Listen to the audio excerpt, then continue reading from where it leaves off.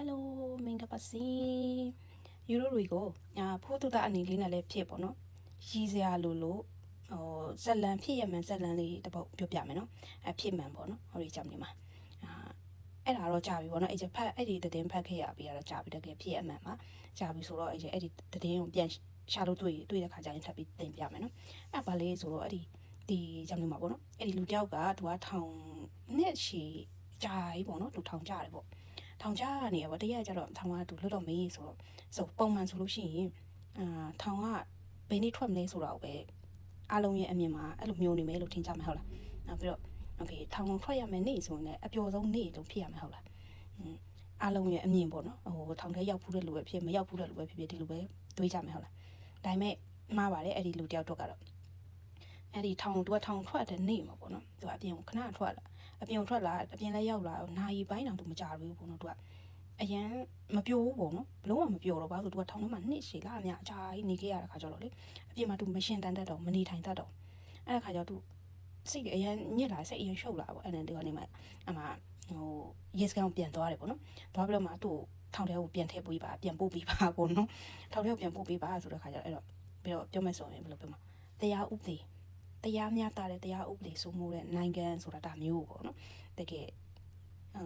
လိုပြောမှာအဲ့တို့ထောင်ထဲကိုပြန်ထည့်ပေးပါပေါ့ဆိုတော့ခါကျတော့အဲ့နဲ့ဟိုကလေဘာတွက်လေးပေါ့အဲ့ဒီရဲရရှက်သူမေးတဲ့ခါကျတော့သူထောင်ထဲမှာနှစ်ပေါင်းဘလောက်ကြာပြီးသူနေခဲ့တယ်ဒီနေ့ပဲသူထွက်လာတယ်ဒါပေမဲ့သူမနေတတ်တော့ဘူးအပြင်မှာသူမနေချင်းတော့ပြီးတော့သူ့ရဲ့အပေါင်းအသင်းတွေပါတော့အကုန်လုံးကလည်းထောင်ထဲမှာပဲရှိတဲ့အတွက်ကြောင့်မလို့ကျွန်တော်ထောင်ထဲကိုပဲပြန်သွားချင်တယ်ဆိုတော့မင်းဘာအမားလောက်ခဲ့လို့လဲထောင်ကထွက်လာပြီးဘာမှမလုပ်ရသေးဘူးဒါပေမဲ့ထောင်ထဲမှာပဲပြန်သွားချင်တယ်ကျွန်တော်ထောင်ထဲပဲပြန်ပို့ပေးပါဆိုတော့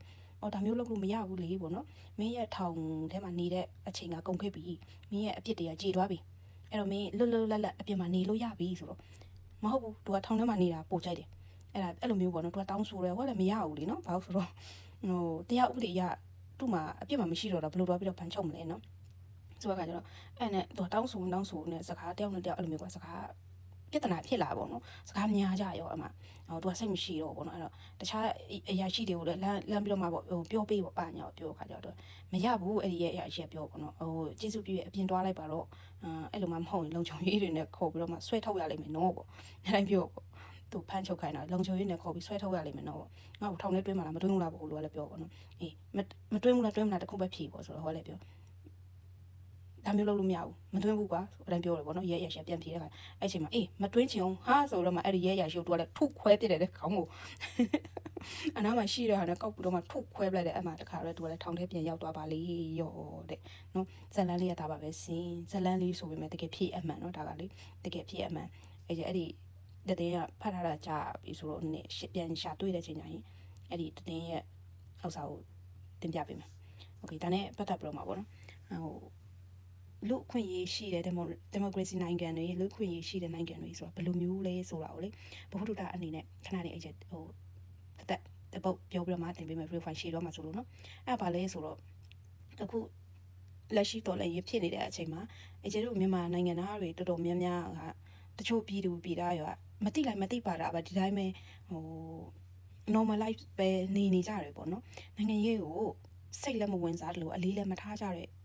ပြည်သူတွေတော်တော်များများမြင်ရတယ်တကယ်စိတ်မကောင်းစရာပဲသူတို့ထောင်ထထောင်စိုးနေတဲ့ဘဝမျိုးရောက်ရှိနေတယ်ဆိုတာကိုဘယ်လိုပြောမလဲတတိမထားမိနေကြဘူးဒါကြောင့်မ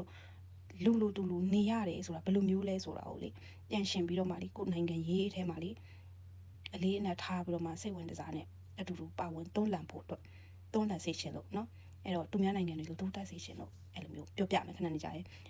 တပုတ်လောက်ပေးမယ်နော်